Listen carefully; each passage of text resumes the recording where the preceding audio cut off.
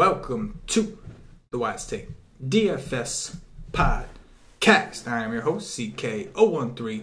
You can find me on Twitter at CK_013. And I'm joined once again by one of Wise Take's finest DFS analysts, Mr. KamG333. You can find him on Twitter at KamGDFS. Cam, my man. How you doing tonight?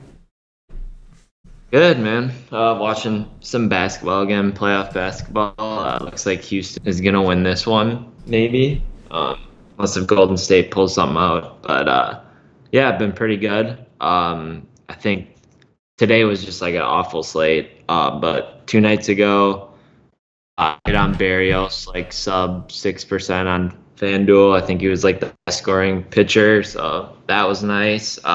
Just been pretty good. I've had a few nights where it's all come together, and then I've been like flip-flopping where like I hit on pitcher and like miss on the bats and vice versa. But overall, I think like us as a team have just been doing really well in baseball. So it's got a nice game, nine game slate today or tomorrow, I should say. And I like that size. It's a good size. It's not too much where you're sitting there all day, barely jamming in all the information you can on like those 15 gamers, and then it's not like a 4 or 5 gamer like you had tonight. So I like 9. Yeah. It's a good size.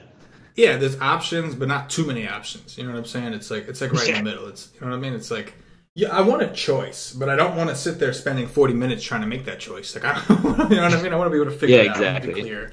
I'm totally with you. You don't want to try to decide between like 10 pitchers. Like you can get at least like a couple right. Narrowed down. Right.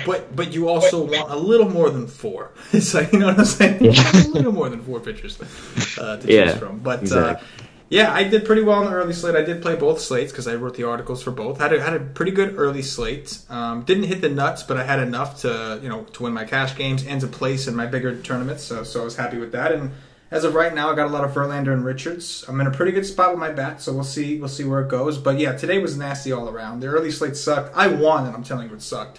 And the main slate, I'm doing okay, but it still sucked. It's more difficult to do these, and you don't feel good when when luck comes and you just drop your head. You're like, it's 7-10. It's like, you're just like, yeah, and just hope for the best. But anyway, I know Cam's got himself a big day in Chi-Town tomorrow. Heading out there. If you're from Chicago area, hit Cammy up. Look for Cammy.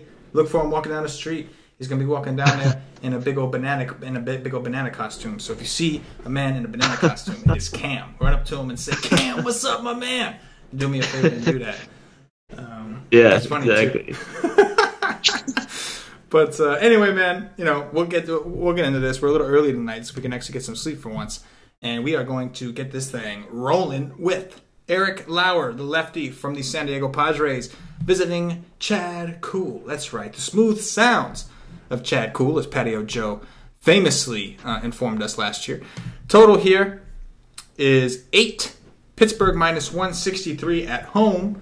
What are you doing with the smooth sounds of Chad Kuhl? Yeah, I mean, first of all, I think you can definitely attack Lauer here. Pittsburgh, he's been giving up like a lot of hard contacts to start the year. I think it gets shadowed a little bit being in that ballpark in San Diego. I think he had a rough outing his last start as well.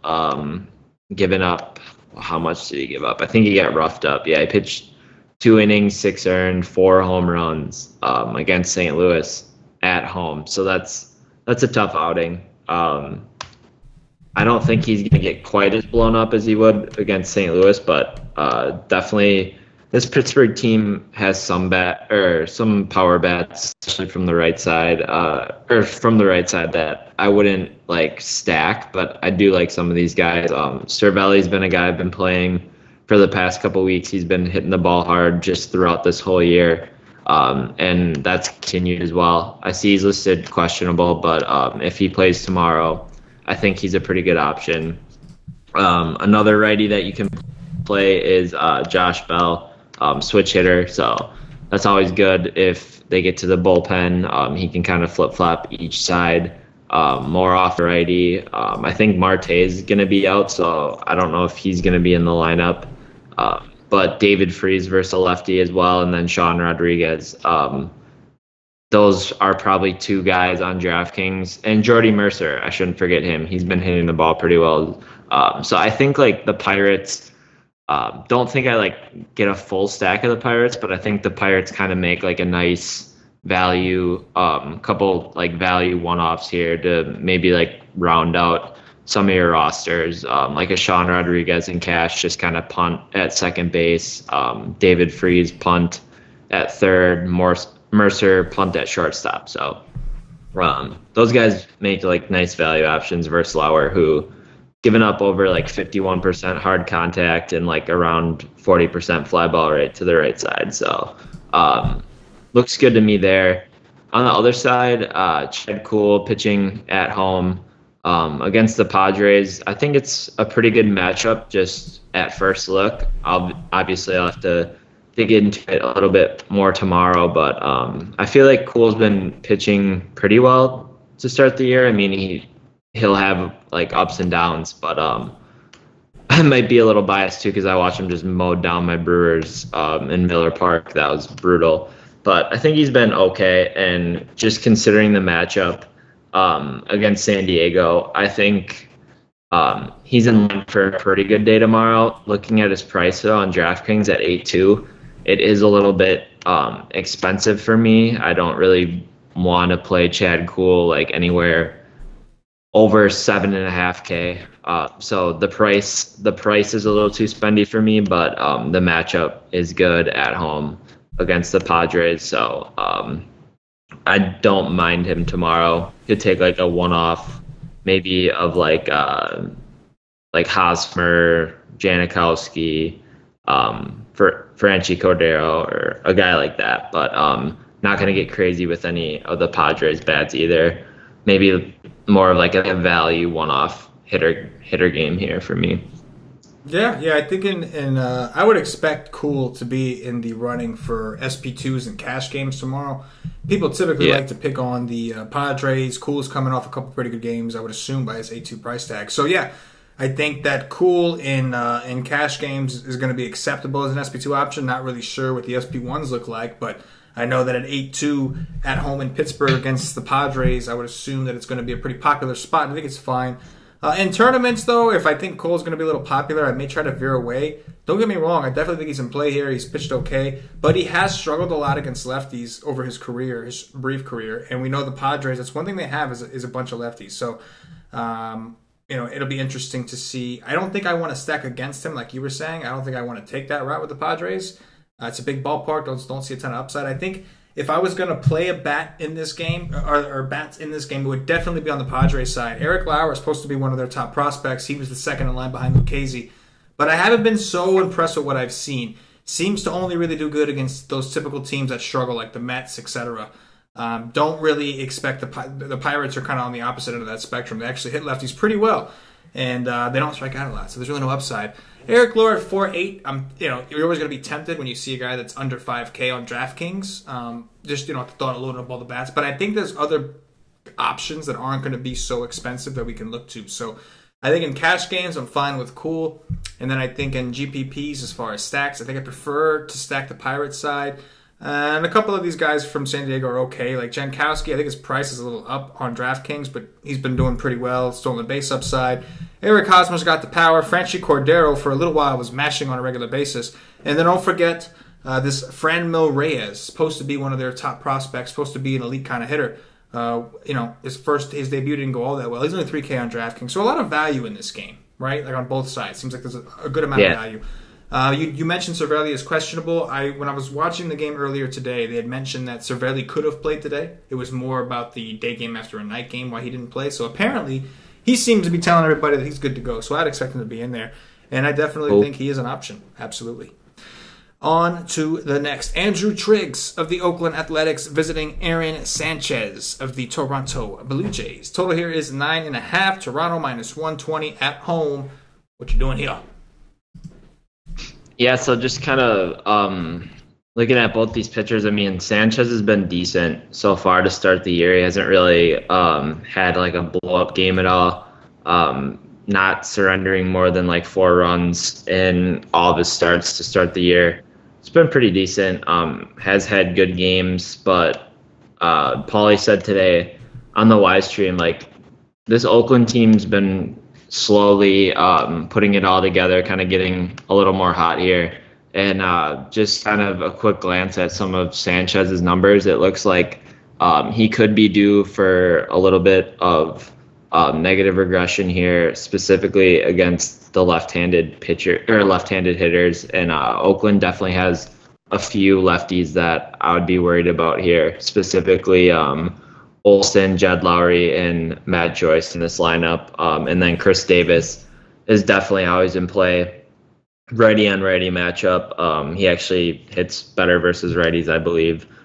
So yeah, I think the A's are in play tomorrow. Might be a little contrarian as well, just because Sanchez has actually been pretty decent this year. But I do like what I'm seeing out of these A's bats, kind of shifting to the East Coast parks, smaller parks, and kind of letting their power take over, and you're kind of seeing more home runs and everything out of them, rather than when they're playing in Oakland at the Coliseum, kind of hides their power and everything. So I don't know. I'll have to dig into it a little bit more than just like a brief glance here. But I think on the surface, I do have a little bit of interest in Oakland, and specifically maybe like a stack of these lefties here, like Joyce, Lowry, and Olsen. On the other side, Triggs against Toronto. Toronto's a team, I don't know, like, they have a couple hitters that I do like on their team, but it looks like Triggs does give up home runs, so that's always like an issue when you're facing Toronto. They have 3 guys specifically that I'll definitely be worried about. When Donaldson, Smoke, and Teoscar Hernandez would be my 3 main targets here, and I could see them all hitting home runs tomorrow against Triggs. Triggs this year so far, giving up a pretty good amount of hard contact, and specifically hard contact and high fly ball percentage to lefties as well. So I think Smoke would be the top option, but Donaldson and Teoscar Hernandez just always hit the ball really well. And when you're facing a guy who does give up home runs to the right side as well, that makes those 2 guys in play automatically. I don't think I get crazy with like a Toronto stack or anything. They're implied for 5 runs, which is pretty high, but I don't love their whole lineup, so I wouldn't like go and stack it. I think I would just maybe do like a 3-man stack of Donaldson, Smoke, and Hernandez, or maybe just try and pick off one-offs for me here. Yeah, I think Aaron Sanchez seems like a decent spot, really good price, but I don't really want to pick on Oakland. I know they strike out, but they're just not doing it lately. They even gave Chris Sale a hard time today. Of course, you have the travel factor, but these are big leaguers, and it's baseball. It's not like it's a football sport where you have to physically get up and hit somebody. So, yeah, I think the A's are in play. I've been playing the A's pretty much every day. I played them today against Sale. I'm going to continue to play them. They're swinging the bat well. And like you said, I want to take advantage of the fact that they are on the East Coast with a little bit of these smaller parks, because out west, they're playing such big ballparks, and a lot of the teams that they constantly play against are in those big ballparks. So I definitely like the A's bats here as a contrarian GPP stack. Don't expect them to be popular because they never really are. And, Sanchez, I could see him getting some ownership because he is so cheap, and he's had a couple games where he was successful, but I don't think I want to bite that. I think I'm with you. The hard contact's just not there. Don't mind the ground ball rate, but the A's, as we know, are a team that likes to hit those low balls and get them up. So I think I lean towards the A's bats here. As far as Triggs, I think he's in play. He's 6'8", not the best. I don't love picking on Toronto specifically, but Triggs does throw a slider. He throws it about 25% of the time or so. He throws other pitches as well, so that leaves you, you're going to worry a little bit there. I think the Blue Jays looked pretty good today against the Mets. They were facing Zach Wheeler, but in the beginning of that game, Zach Wheeler was making him look stupid, man. He was striking him out left and right. Once they saw him a third go-around, that's when it just kind of all unraveled, and they just kind of went off after that little mini rain delay they had. But I'm okay with the Blue Jays. Like you said, they're implied for a 5-run total. If I was going to pick one of these pitchers to pitch, it'd probably be Triggs. And I like my favorite side on this game is going to be the Oakland stack. It's been my favorite side in this game. but not a ton that I love as far as the pitchers. Again, I think Triggs is okay, but I really don't love it. So hopefully we find some guys that we like a little bit better.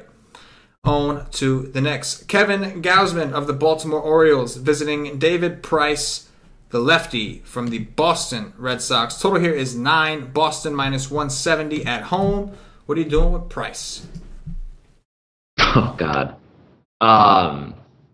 It's going to be tempting to play Price tomorrow, but I can't do it. I'm not going to play Price, even though Baltimore's just been bad this year. Yeah, I can't do it. They've had a couple good games, but I don't think they're going to come light the world on fire. Specifically here, though, I have interest in Machado and Shope, but outside of that, I don't think I'm going to go with a Baltimore stack by any means. I do like those two bats, though, for Baltimore. Price this year has given up a lot of hard contact to righties and a high fly ball rate as well. So I could see Machado definitely being the more popular plays tomorrow, but definitely is in a good spot. Going to look if they have any history versus each other. So, yeah, Machado about 300 and batting about 337 at-bats with 4 home runs against Price. Who knows when those at-bats came, but it's only going to get worse as Price's career's on the decline. So I do like Machado a lot today, maybe Shope as well. On the other side, Gausman's pitched pretty well so far to start the year. I think he's improved over his last couple starts as well, having 2 good outings, actually 4 good outings in a row.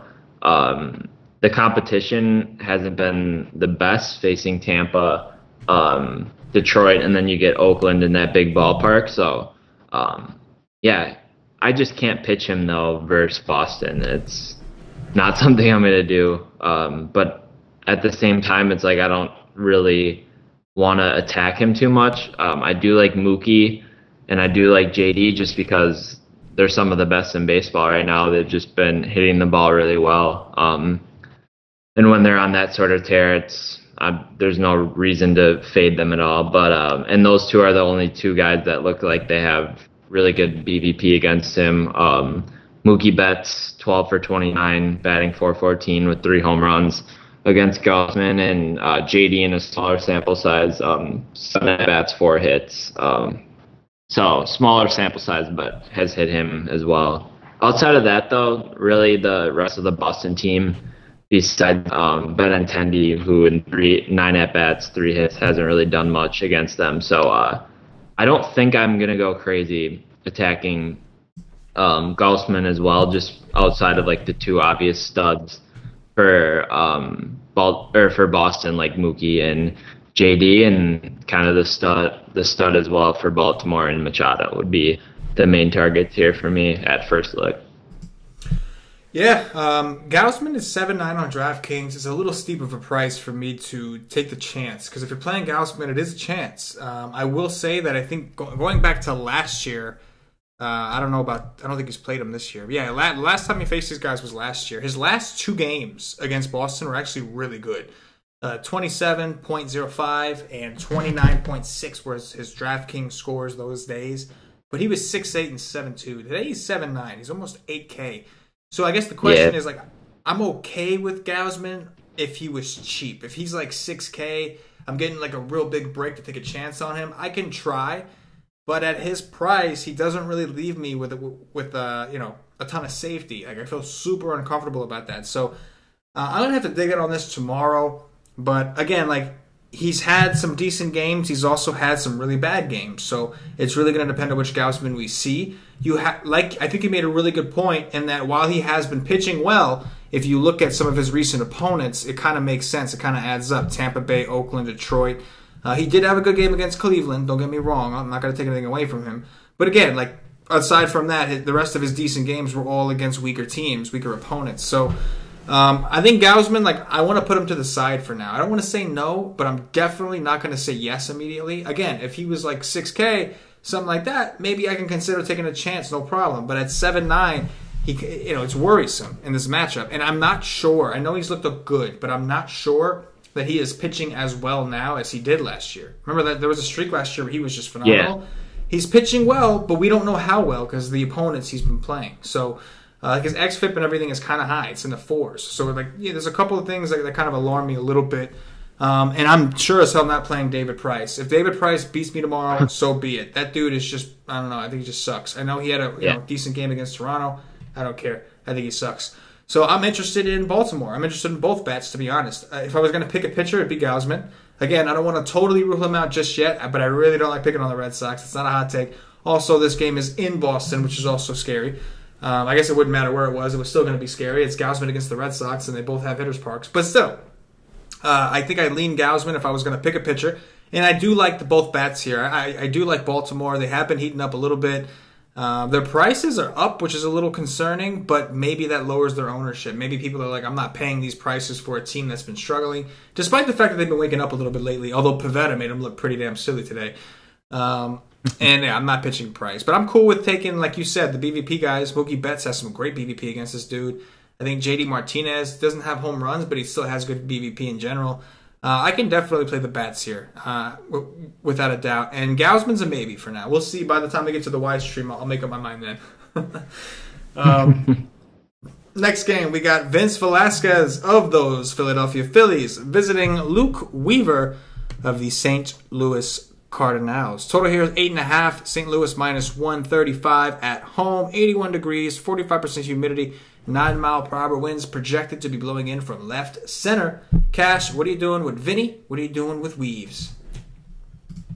Yeah, I mean, I feel like at first look here, I have a lot of interest in both of these pitchers. Like Velasquez is a guy who's definitely very volatile, but just looking at the spot, he's going to be going up against St. Louis in like a pitcher-friendly ballpark with the wind blowing in. So I do have interest in him going up against a lineup that will dominantly be mostly righties or just righties that you worry about, and then the left-handers right now are just not very scary or cold, like Fowler, Carpenter, and then Wong's not scary at all. And those are the guys you're going to have to worry about, are the lefties. At least they have been so far this year. Those are the guys who got to him. Velasquez has given up 8 home runs this year. They've all been to lefties. So I could see a scenario where he goes out and is able to handle all these righties for St. Louis and then can just kind of cruise by these lefties that don't really scare me all too much here. He's got a 30% strikeout rate versus righties so far this year. So that's a good number, definitely. And then when you factor in what the Cardinals just did against Barrios and that curveball, I do like Velasquez tomorrow as like an SP2 option as of now. And then on the other side, Luke Weaver is a guy I'm still going to be high on. I just believe in him. I looked into his numbers last time he pitched against the Padres, and it's just kind of one of those scenarios where I just don't believe that the way he's been pitching this year is how he's gonna continue to pitch. I think he's gonna slowly increase his production, and I think he's the same guy. So I do like him in this matchup going against the Phillies. The Phillies are more of a dangerous team. They do have a couple bats that I am worried about. Carlos Santana, Hoskins, obviously, Herrera, Altair, and Cesar Hernandez. But when you just look at this team, like they have been striking out at one of the higher clips versus right-handed pitching this year. I think they struck out a bunch versus Cashner today as well. Maybe before 6 they or finally 7. got to him, they did. Yeah, so if they're striking out against Cashner, they can strike out against anyone. So I like both these pitchers, and I don't really see a whole lot I don't see a lot of bats here that I would really want to touch, just because I do have interest in both the pitchers. Yeah, no, I'm on the same page. I think both pitchers are interesting here. I don't really love picking on the Cardinals. I don't love playing them either. They're kind of that middle-of-the-road type team. Even today, they had a pretty good day today, and this wasn't a whole lot going on. It was okay. Pham is the only one who's been red hot and showing power. Everybody else, it's like double, single, like small ball kind of stuff. And in my opinion, I prefer not to stay away from that. I want the home runs. I want the mega upside. I want the double dongs. We love dongs. You know what I mean? But yeah, I think Velasquez is interesting. I think Weaver seems a little safer. I do have interest in Weaver against the Phillies, like you said.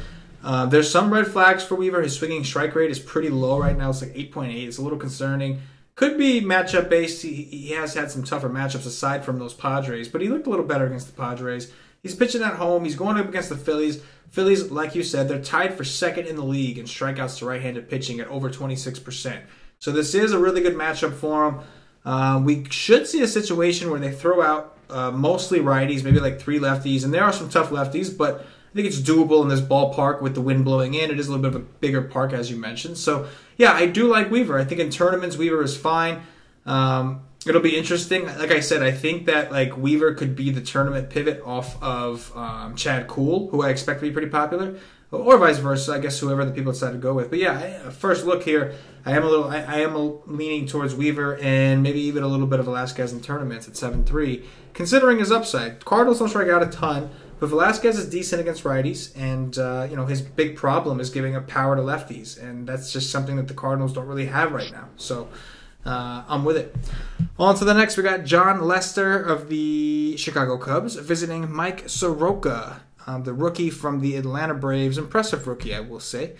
Let's see. Total here is 9. Atlanta, it's minus 105, but they're still an underdog. The Cubs are minus 115. Total here is 9. What you got? Yeah, so we kind of talked about it on the live stream a little bit today, how the Cubs are kind of like the NL Central just in general. They are just a bunch of like streaky teams when it comes to hitting. And the Cubs seem to be in somewhat of a cold streak right now. Didn't produce many runs 2 days ago or yesterday, and then tonight I think they only scored 1 run again versus Brandon McCarthy. So this could be a spot where you could get like a cheap SP2 pitcher here in Soroka, who definitely has the talent to produce at a major league level, swinging strike rate around 12%, and at that price, 6.7K against the Cubs team that does have scary bats, but also can strike out, and like I mentioned previously, are kind of in a cold streak here. So I do have interest in Soroka tomorrow at that price. I think a pretty good matchup. He has, to start the year, he has been very good as well versus left-handed hitters. 29% strikeout rate versus lefties, xFIP 1.91. So he's been good in a very small sample, but when you're dealing with guys who are prospects that come up, you kind of have to take what you're given, right? So all we can look at is small sample, and so far it's showing me that he's been good versus lefties. I'll have to look into that a little bit more based off of his matchups and everything, but it's definitely better than getting blown up and giving up a bunch of hard contact and everything like some of these guys do. So I like Soroka tomorrow against the Cubs. And then on the other side, Lester here versus the Braves. Definitely won't be pitching Lester unless if he has like some crazy BVP versus them or something that I have to look at before I make that statement. But yeah, I mean, Lester's just a guy who's on the decline. I've talked about it a bunch here. Doesn't strike out nearly as many guys as we're accustomed to seeing him do in the past. Just a guy that I'm not going to really use at all. With that being said, he's still a decent pitcher. Like, I don't love attacking bats against him. He seems to be able to like get through games without giving up a whole lot. So there is a scenario where he could give up a couple home runs here and there. But for the most part, like a lefty or like a team where I like the guys when they're all betting from the left side here in the Braves, I don't love the matchup for the Braves. I would go like an Albies from the right side and Acuna from the right side. A Tyler Flowers is like a punt catching option at 2.8K on DraftKings.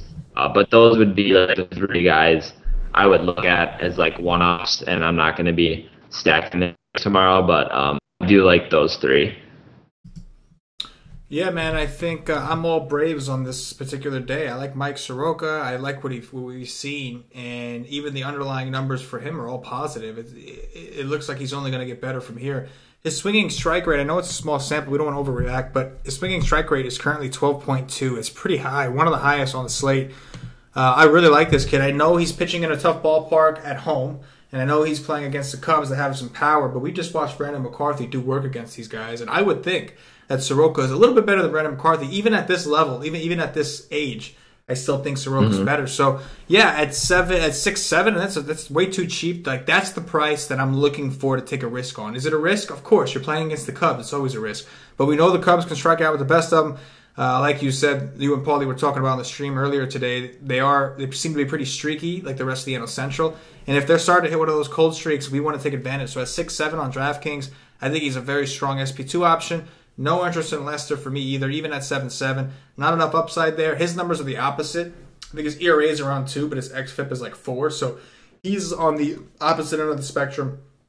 I expect Soroka to ball out. I expect Lester to get balled on. So I love Albies, Acuna. I'll even take Freeman against him. I can't even talk these days. Even Jose Bautista. Freemies. Yeah. I don't know. I do so many of these shows that I just forget how to talk. It's incredible. Jose Bautista has been playing a little better. I think he was off today, but he's been playing a little better as of late. Tyler Flowers getting into the mix. He should have had a home run today. He got robbed of a home run by Almora. Somebody went over the fence and got it. Yeah, Almora in center. Yeah, even if Suzuki plays, I'll take that out. That's fine too. But either way, I do have interest in the Braves, and I have interest in Mike Soroka. I do like that kid, and very little interest in Lester. Team. The Cubs are like a good team to attack with pitchers, even like especially when they're cold, because I feel like everyone has this bias against like pitchers versus the Cubs, where no one will like people will be off the Cubs, but no one will ever take pitchers versus the Cubs, and I feel like like there's a lot of value because the Cubs like when they're struggling, like, and they do strike out, they do swing at a lot of crappy pitches out of the zone, and like. There's a lot of high strikeout guys in that lineup. So when they're cold, they're definitely a good team to attack, and I feel like a lot of people don't want to attack the Cubs just because of their 2016 World Series that they did. But this is a different team from there, and they definitely bring some upside, especially when you're considering Soroka's price at 6-7. Absolutely. Cole Hamels, the lefty from the Texas Rangers, visiting big game James Shields of the Chicago White Sox. Total here is 9. Chicago plus 115 at home. 61 degrees, 65% humidity, 12 mile per hour winds, slightly blowing out to left. It's almost more across the field, but right field. It's almost across the field from left to right, but it is still kind of pushing towards right field. So, what do you got? Did I text you the other day, like, James Shields is going to lose me a bunch of money this year if he keeps pitching the way he's been pitching? Like, yeah, I think so. I feel like he's going to, like, he keeps going, like, six innings, like, 3 earned runs, like, 4 earned runs. And I think a lot of it has to do with the way he's been utilizing like his pitches. I think he's utilizing his pitches different this year. I've been watching a couple of the White Sox games, and they were commenting about how he's turned his curveball. Last year he only threw his curveball like kind of like one speed, like one like angle of spin and everything. So it was breaking only one way, and this year he's throwing it like 3 different speeds, like 3 different kind of like angles where it breaks differently, and I think that's probably helping him out when it comes to like limiting just a bunch of damage like we were accustomed to seeing last year. It was almost like, yeah, James Shields is on the bump today, just stack against him because there's probably going to be 3 or 4 home runs.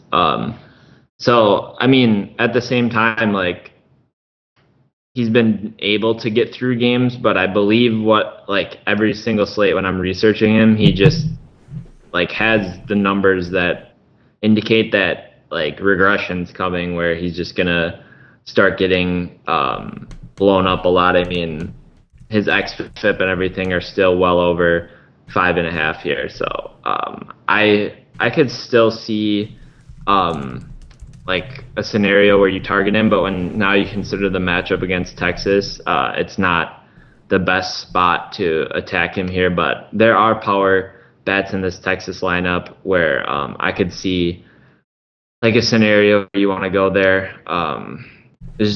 Was Shields a reverse splits guy last year too?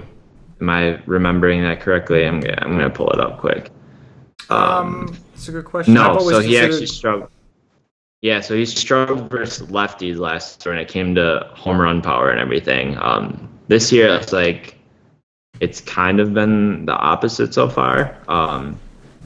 Been giving up more hard contact to righties, increased fly ball rate to righties as well. So, I mean, we'll have to see where that goes, evens it out. But just off a matchup standpoint here, the guys you're going to want to target are the lefties for Texas, like Gallo, Mazzara, and Chu as well. I do like Profar from the left side, not the right side, so he makes somewhat of a value shortstop play at 3-3 on DraftKings. But I think that's all where I really go for Texas. They might be popular tomorrow, but I just don't love stacking Texas bats. And then when it comes to Cole Hamels, he's been getting hit hard, but he does have games where he strikes out a bunch of dudes as well. So sitting at around a 25-26 strikeout percentage, that's pretty good, especially when you consider the matchup here versus the White Sox. They definitely do have strikeouts in their lineup and everything. So Hamels is interesting, but the hard contact is what scares me. Over 45% to right-handers and 35% to lefties. Fly ball rate a little higher versus righties, and it's nothing extreme, but definitely enough to give up a home run or two here. And looking at this matchup, I could see a Jose Abreu or a Matt Davidson, Wellington Castillo kind of getting a hold of one here. So those three guys would be the main target, and I wouldn't be surprised if two or three of them or all three of them even homered in this spot versus Hamels. But with Wellington Castillo and Matt Davidson especially, I feel you have to worry about the strikeout aspect of the matchup as well. And Hamels presents a tough matchup there, getting swings and misses too. So it's not a given, but Davidson definitely has the power to get a hold of one here. One-offs for me, not going to be stacking, and I don't have any interest in these pitchers. Hamels might be popular going up against the White Sox, but I just never really want to play a guy who's 11K on DraftKings and gives up hard contact and stuff like that. I'll just go elsewhere and try and pay up for bats or something.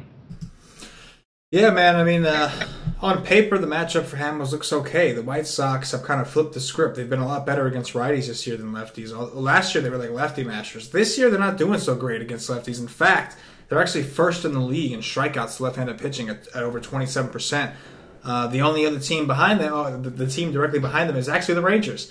But they don't have to face a lefty today. I do think that Hamels is acceptable if you wanted to go there. I have my concerns, though. I think that he'll get some strikeouts. I also think he's going to give up a couple home runs. That's just what he does. Like you said, his fly ball rate's a little high. He's going to be pitching in Chicago, a much smaller park. Chicago, the White Sox play in a very small park, very hitter-friendly park. Yeah. And so, paying 10-8 for Hamel, if I have no choice, if there's nobody else, okay. But so far, I don't think that's the case. And so I think Hamels is okay in a tournament if you want to go there. But the total here is very high. I think that's kind of telling. I'm fine with the Texas Rangers stack, the lefties primarily. I do think eventually James Shields is going to shift back into his old ways of being bad to lefties. I think right now it's kind of a little bit of an outlier. And Texas does have a lot of lefties, so this is a spot where it could certainly happen. So I'm cool with the Texas bats. I do expect them to have some decent ownership. Everybody loves to attack James Shields. If you look at James Shields' xFIP and everything like that, you would think that he's just getting smashed every game out there. But he's not giving up a ton of fantasy points, like not as much as people would hope for. So we'll keep that in mind. In the meantime, I think a mini stack from the White Sox is fine, or even some one-offs. I think Cole Hamels is fine in tournaments. I think at 10-8, there's not a ton of upside left in that price, but I think it's okay. I do think he gets some strikeouts. I just also think he's going to give up a couple home runs. And then I think the Ranger stack is in play. I just think it's going to be fairly high owned. On to the next, we got Chris Archer of the Tampa Bay Rays visiting Tyler Skaggs of the Los Angeles Angels. Total here is 8. The Angels minus 160 at home. Tyler Skaggs is 10-4. What the hell? What the hell is going on here? Tyler Skaggs, I repeat that, is 10-4. Interesting. I mean, I do like the fact that DraftKings has been doing that kind of with their pricing, where they price relative to the slate, kind of. But that's going to be tough to pay. I mean, Tampa has definitely cooled down since the beginning of the season.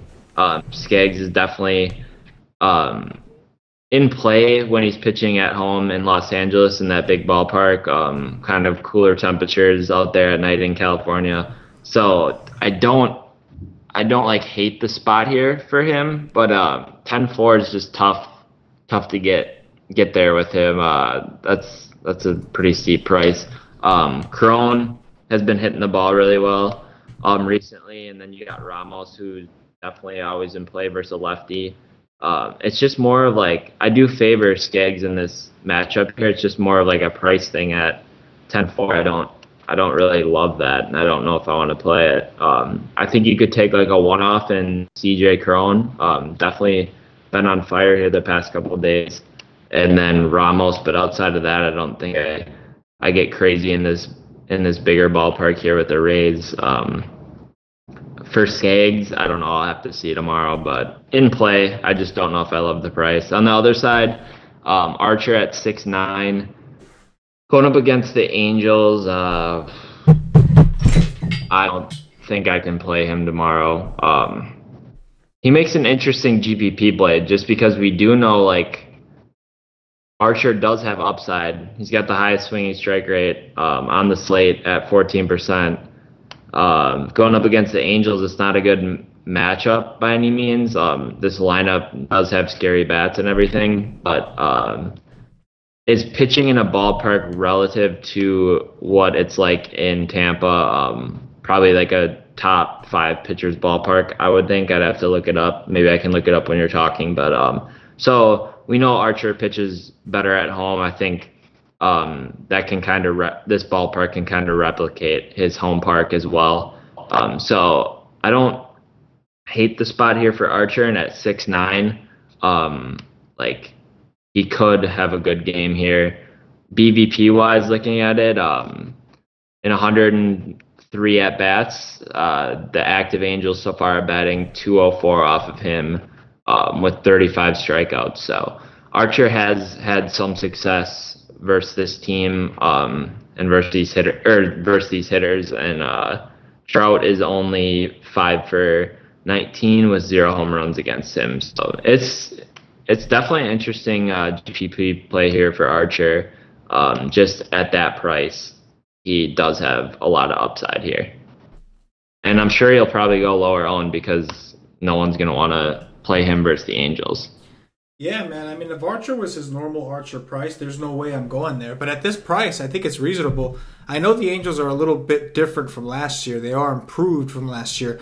However, if you look at last year, Archer did actually have a decent game against these guys. Matter of fact, his last 2 starts against the Angels, one in 2016, one in 2017, both in LA, he did pretty well. 6 innings. Last year, 6 innings, 9 strikeouts. He did have 5 walks, 2 earned runs. And the year before that, 6 innings, 6 strikeouts. So I think Archer's stuff is decent enough to where he could. It wouldn't surprise me. And like at 6'9", you don't need him to go out there and get you 5, 6 strikeouts. You really just need him to not get rocked and get you like a few. So I do think there's merit in that in tournaments. Obviously not a cash play. He's a pretty big underdog. But I think there's merit to trying Archer as an SP2 in GPPs tomorrow. Not a thing that I love. I think if you do play a lot of Archer, you're going to want to hedge with some stacks of the Angels for sure. They obviously are very high-powered offense at this point. But it makes a lot of sense. And another thing with Archer is he's another guy that typically struggles more to lefties. And the Angels are pretty right-handed dominant. So only have a couple lefties he's going to have to really worry about. So yeah, I think Archer's definitely in consideration at 6'9". I think I would lean towards Archer at 6'9" over Gausman at 7'9" against the Boston. You know what I mean? First look, I'll dig in and see how they profile. Yeah. But yeah, I don't think it's such a bad take at all, man. And I think that Skaggs at 10-4 is kind of ridiculous, but we don't have a ton of pitchers. Like, the only other expensive dude we talked about was, what's his name? Cole Hamels, and I think we both said we don't love it. So, you know, you got to kind of, I think, like, Skaggs has played well. My problem is the Rays have been pretty good against lefties, number one. CJ013 one of the hottest hitters in baseball right now. This is also a revenge spot for him. Keep that in mind. And then, of course, you have to keep in mind that, like, even though he's pitched well, he hasn't pitched 10-4 well. Like, you're barely leaving with any upside. The Rays are not that strikeout-happy team they were last year. Like, they're just not. They're, like, right in the middle of the pack. Last year, they were, like, top of the leaderboards. They're, like, right in the middle of the pack this year. So there's upside, but not a ton. It is a big ballpark, though. He is pitching at home, and he's pitched consistently. So I do think Vegas has the Rays implied for 3.4 runs, which is not a lot. So I do think that I understand people going to Skaggs just because there's nobody else to go to, and they're so used to having their SP1 be expensive. You're just used to picking an expensive SP1. So I can get the merit. I see it. But in tournaments, I don't love that price. In tournaments, I think I would much rather find two cheaper guys and just go to war with them and load up on the bets that I can. I just don't. In cash games, you want to try it, I get it. I just don't see a ton of upside in tournaments at 10-4 for a guy that his highest score so far this year was like 21. You know what I'm saying? It's like barely 2x. It's like the bare minimum. It's like a cash game value. That's not tournament value. So, yeah, I'm with you. The one thing I will say is there are a couple cheaper SP2s that we've been interested in. So I guess it makes sense, sort of, if you want to take Skaggs from a raw points perspective. But yeah, first look, man, I'm looking at 10-4, and I'm like, whoa. You know what I'm saying? Yeah. Yeah, exactly. On to the next. Matt Boyd, the lefty from the Detroit Tigers, visiting Marco Gonzalez, the lefty from the Seattle Mariners. Total here is 8.5. Seattle minus 163 at home. What you got? Yeah. Looking at this game, I mean, I can't believe I'm going to say this. I actually kind of like both of these pitchers on DraftKings is like kind of like an SP2-ish option. It depends tomorrow what lineup this comes out with, but I mean the Mariners are without Cano and more than likely going to be out with Cruz as well. And this is like a top 2 or 3 pitchers ballpark here. Matt Boyd, I mean, looking at his numbers, like, he should be due for some negative regression here. It's just a matter of fact that, like, he's pitching in this ballpark. It's going to be cold relative to the other games, and he's a fly ball pitcher, so that should help him in this ballpark as well. At 7.5, I don't love the price here, but he has shown that he's pitched well to start the year. I don't love it because I don't love Matt Boyd as a pitcher, but just looking at the way he's kind of pitched, I don't mind it here. 7.5 is a little uncomfortable, but I think the way he's been pitching and the way this ballpark is and the way that this Mariners lineup might look tomorrow, definitely less scary than it would be if they're healthy. I think it makes Boyd like somewhat of an interesting play tomorrow, and I don't think anyone will really own him. And then going to Marco Gonzalez against this Tigers team, I don't know. Like I kind of like him as well in this ballpark. He does give up hard contact, but he's a ground ball pitcher. This Detroit team is just a team that I'm not like very scared of at all. Especially in this ballpark. It's a big ballpark. I keep mentioning that, but it's important for these cheaper hitters. These pitchers, they can kind of get away with some things here. So don't like love it, but at 6.6, I'm gonna have to consider him when I'm researching tomorrow, just because of the team he's going up against and the ballpark he's pitching in. I do have some concerns with like Nick Castellanos, but outside of that, like maybe like a John Hicks, Nick Castellanos, and Jacoby Jones. But outside of that, like this Detroit lineup's pretty weak. Implied for 3.5 runs.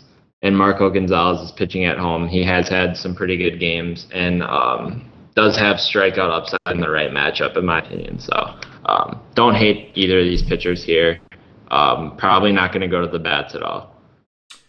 Yeah, I think this is interesting because these are two teams, like Detroit, for instance, they don't strike out a ton, and they're pretty right-handed dominant. So they're a team that's equipped to give lefties a hard time, and I think we've seen that a little bit this year. Marco Gonzalez is not a huge strikeout guy, but he's also not a hard contact guy either. So I think that I'm kind of like in the middle of the road on this game. Same thing with Boyd. You mentioned that Cruz is out. We know Cano's missing. But then you look at Seattle, and like on the one hand, you're like, okay, this lineup's a little bit weaker. On the other hand, you look at it and you say, oh, they got some lefty masters. Mike Zunino, Ryan Healy, Mitch Haniger, Heredia. Even Kyle Seager has hit lefties better this year, it seems, than he has hit righties, which is odd. But so I'm kind of on the fence with this one. One thing I will say, the only reason I don't want to rule out the bats here is because these are two teams with two bad bullpens, like really bad bullpens. So I don't necessarily want to rule it out because if these guys are having a problem getting strikeouts and their pitch counts are up, we could get a bullpen situation here in which the upside for these offenses would go up dramatically. Again, these aren't two pitchers that I like to pick on by any means. It's more that's kind of why I'm stuck up on the kind of hung up on the fence. Marco Gonzalez has been pitching pretty well. I played him against the Angels in his last game, and he kind of screwed me, but not really. He still got to 13. He still got 7 Angels. That was pretty impressive. Yeah. That's not even his forte. He gave up like 4 runs, but still, like that's that was impressive to me that he was able to strike out that many Angels. So I do think these pitchers are interesting. I really do, but I don't want to shut off the bats just yet because, like I said, Detroit is better against lefties. Seattle has big time power against lefties.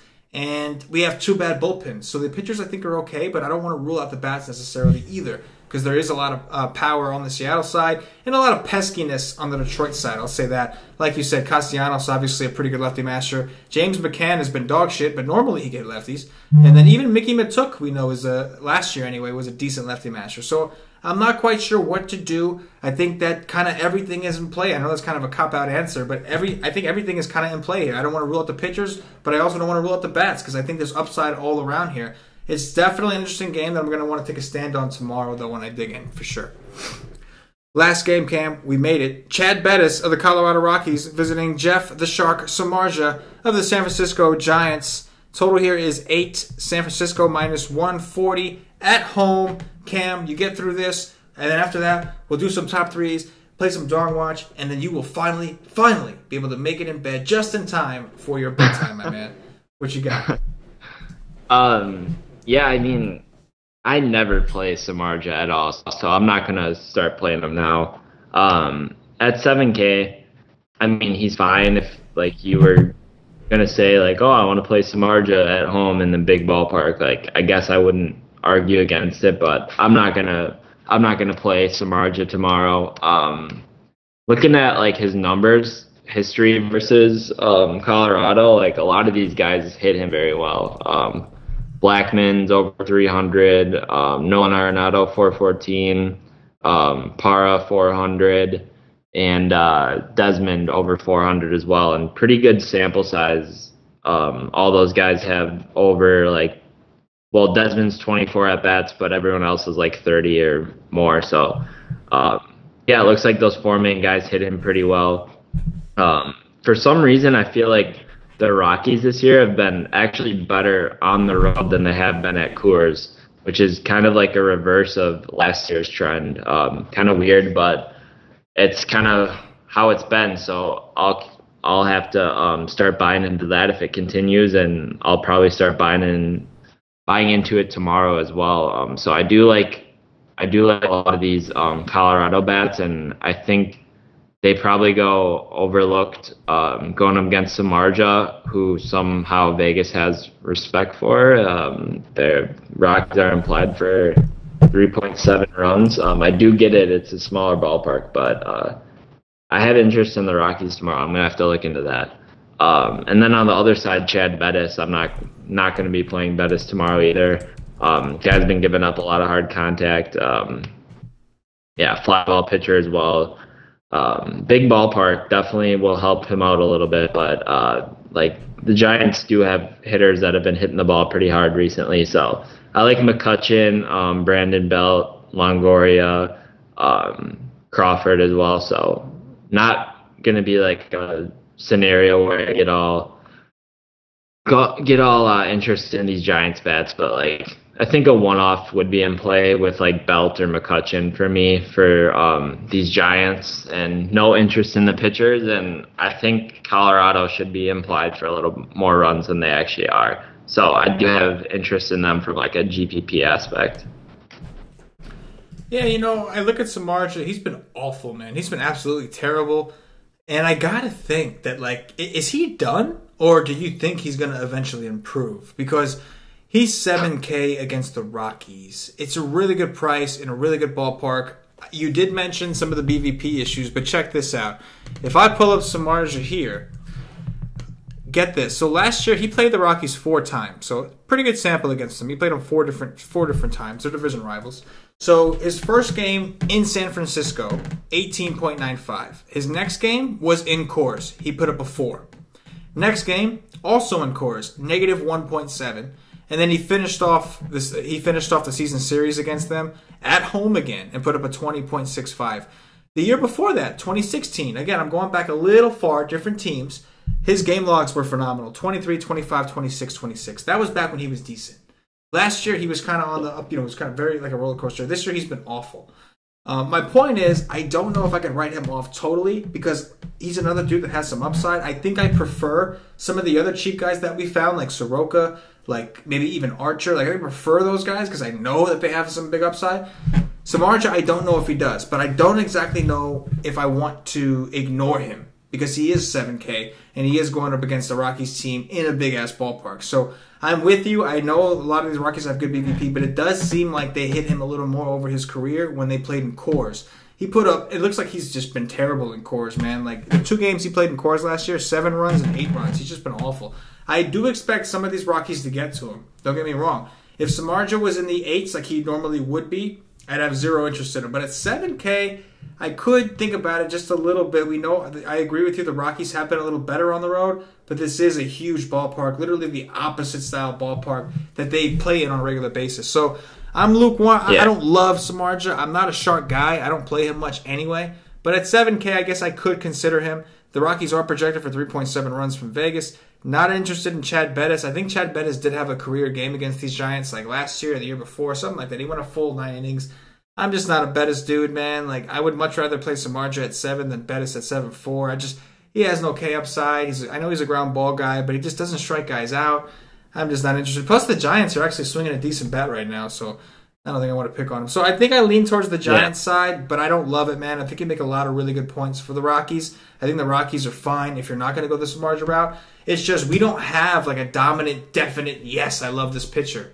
Like we just don't have one. So because of that, I'm a little hesitant to rule guys out completely. You know what I mean?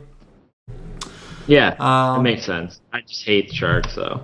I hate him too. I do. I hate him too. But I'm trying to do a better job of not like ruling guys out because I hate them. Because I do that a lot. There's a lot of guys on my shit list, and sometimes it backs me up a little bit. Because then eventually you have one player like that on every slate.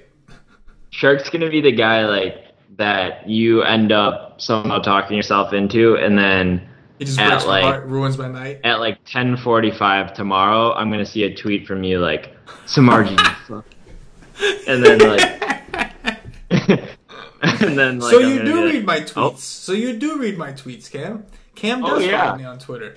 I saw you. I saw you today, sweating some stuff. I saw all your tweets today. Oh yeah, man. You know too, because like, you know me, Cam. I'm a big jinx guy. You say what you want. I've heard people say shit about jinxes. I don't care. To me, man, it's happened too many times. It's got to be real. The jinx is legit. So aside from the jinx, I like to vent a little bit, and I'm not going to go to my wife and complain to her about this asshole baseball player sucking. So I'm going to take to Twitter, and I'm going to pound whoever it is I'm mad at. Usually when I do that, the player ends up turning it around, and then I'm all happy, and I love the guy, and I want to delete the tweet. But if I delete the tweet, I delete the karma, so I can't do it. I got to let it ride.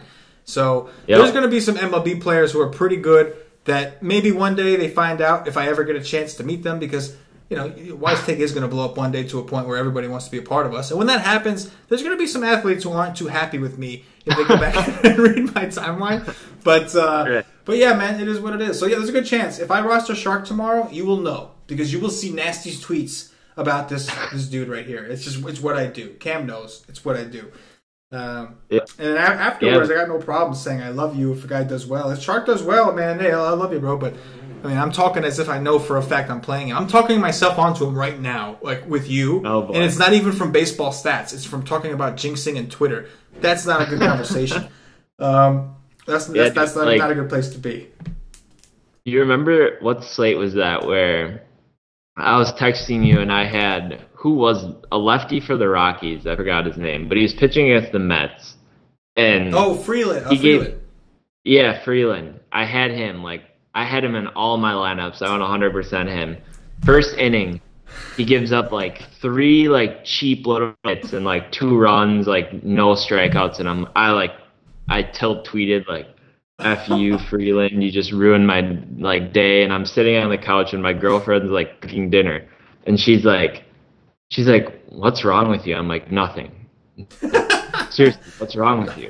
And I'm like, nothing's wrong. She's like, you're being really quiet. And I'm like, my pitcher just ruined my day. That's what happened. And he ended up scoring he ended up striking out 9 Mets, and he had 50 FanDuel points. And it was awesome, but the reverse jinx is real. Just gotta start talking. I told you, if a player's not cutting it, just start bashing him. And people are gonna hit you up on Twitter. People always hit me up on Twitter, dude, the guys that know me, you, Paulie, all you guys, you guys know I'm just doing my thing. And Paulie's even told people, hey, let CK do his thing. Don't worry about it. Let him do his thing. But guys that don't know me will always tweet me because it'll be 2 innings in and my guy strikes out and I'm like, oh, this guy sucks, he blows. And then I get the tweets start everybody starts hating on me hard as hell. Bro, it's the 2nd inning. Bro, it's the 3rd inning. Bro, relax. Game just started. I'm like, bro, let me do my thing. Okay? Do I go in and I mess up your thing? No. If your thing is staying quiet, do I go at you and say, why the hell are you so quiet? No. So let me do my thing. Let me either it or move on. You know what I'm saying? It or move on. Exactly, man. I'm the same way. I feel like everyone's like that. I mean, if I'm stacking a team and in the first inning they don't have 4 runs, I'm furious. My night is over. I'll watch their first at bat. Yeah.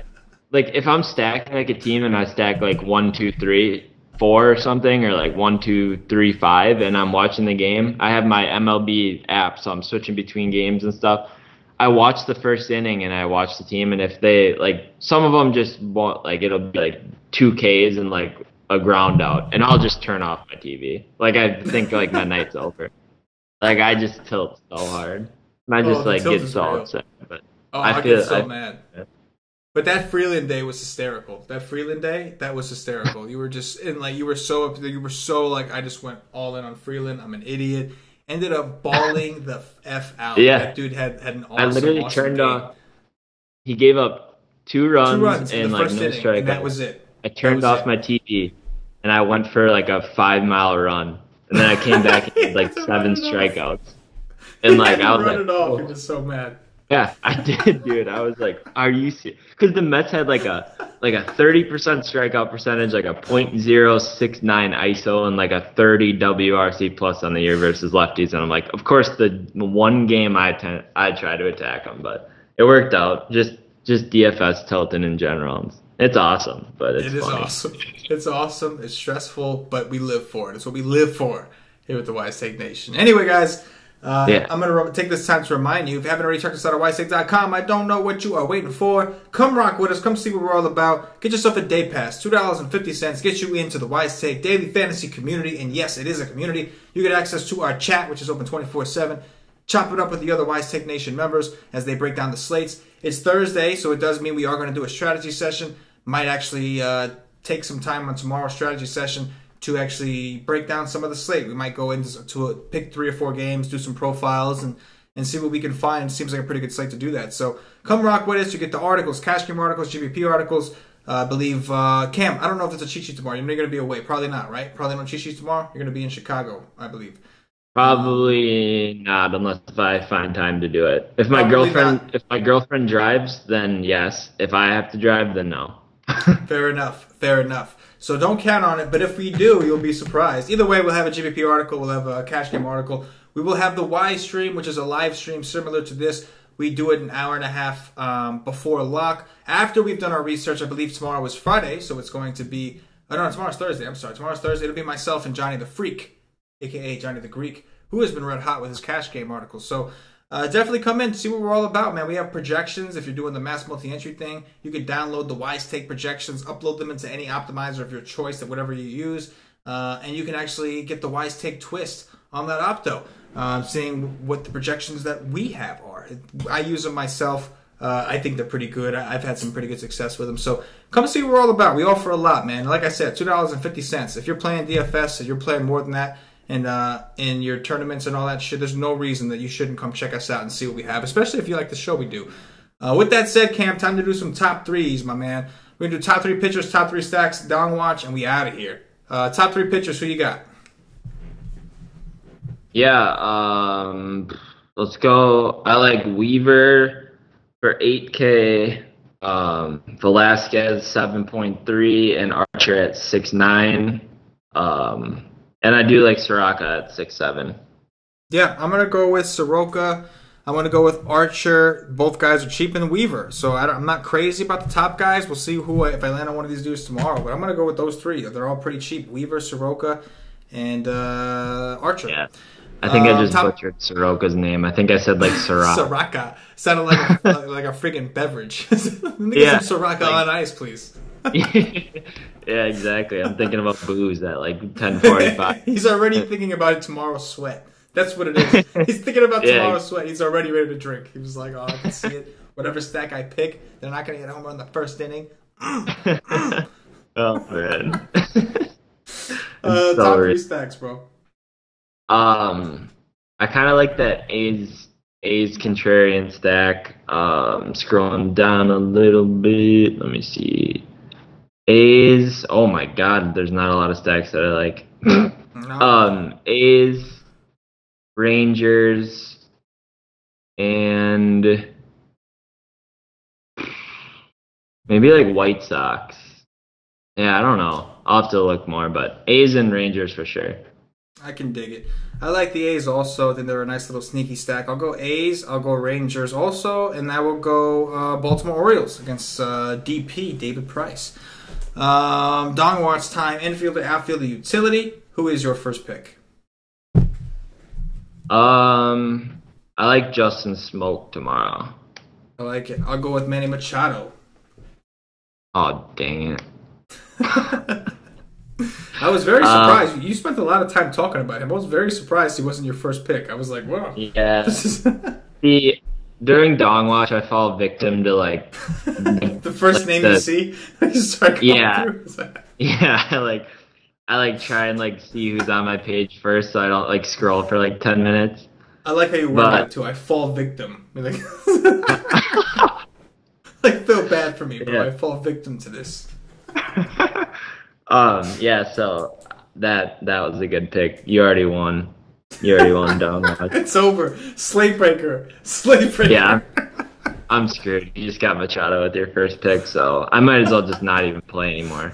I like Gallo. I'll go with Gallo. I like that call for sure. I will go with give me some Ozzy Albies.